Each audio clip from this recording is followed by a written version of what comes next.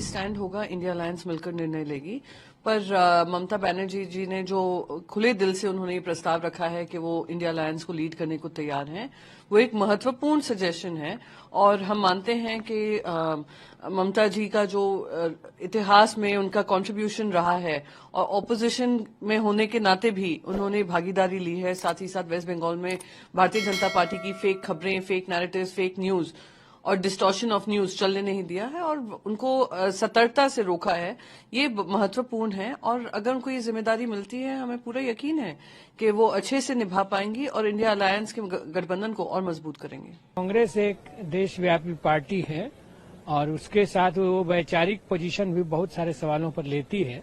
इसलिए मैं समझता हूं कि देश का नेतृत्व अभी कांग्रेस अगुवाई करके संभाले और हम लोग उसका साथ दें। कांग्रेस का लीडरशिप में इंडिया अलायंस फेल हो गया।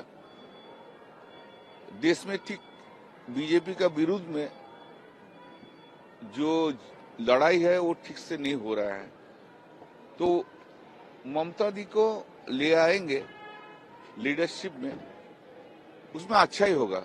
ऐसा कोई बात नहीं है जो कोई प्राइम मिनिस्टर होगा, ऐसा कोई बात नहीं। लेकिन ये लड़ाई को एक लीडर चाहिए नेतृत्व देने के लिए। एंड ममता बनर्जी आज देश में जितना लीडर है, जो भी है, सबसे आगे नाम है ममता दी को लड़ाई के लिए। ये बात कोई डिनाई नहीं करना सकता है। उन्होंने जानता है कैसे राजनीतिक लड़ाई लड़ना जरूरत है। हम फिर एक बात बोल रहे हैं, देश में कोई लीडर नहीं है जो ममता दी का जो पास्ट हिस्ट्री है लड़ाई करने के लिए उसका नजदीक भी आए। वो हमारे सीनियर बुजुर्ग है और मैं अपनी पार्टी के साथ खड़ी। स्टैंड होगा, इंडिया अलायंस मिलकर निर्णय लेगी।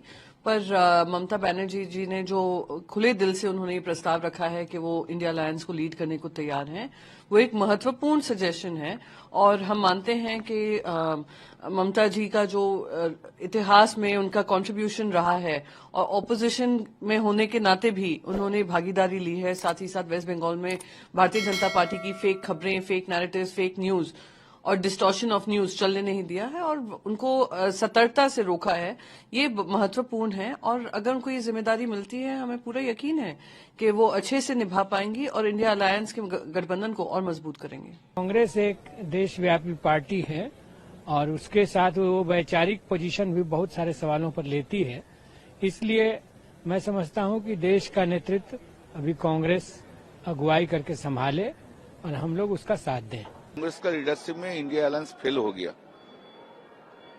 देश में ठीक बीजेपी का विरुद्ध में जो लड़ाई है वो ठीक से नहीं हो रहा है, तो ममता दी को ले आएंगे लीडरशिप में, उसमें अच्छा ही होगा। ऐसा कोई बात नहीं है जो कोई प्राइम मिनिस्टर होगा, ऐसा कोई बात नहीं। लेकिन ये लड़ाई को एक लीडर चाहिए नेतृत्व देने के लिए।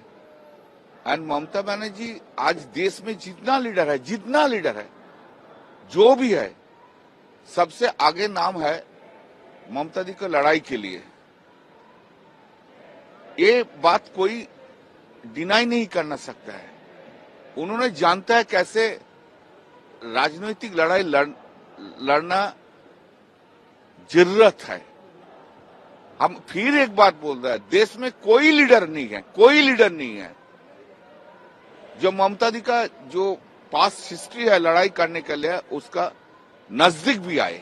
वो हमारे सीनियर बुजुर्ग है और मैं अपनी पार्टी के साथ खड़ी।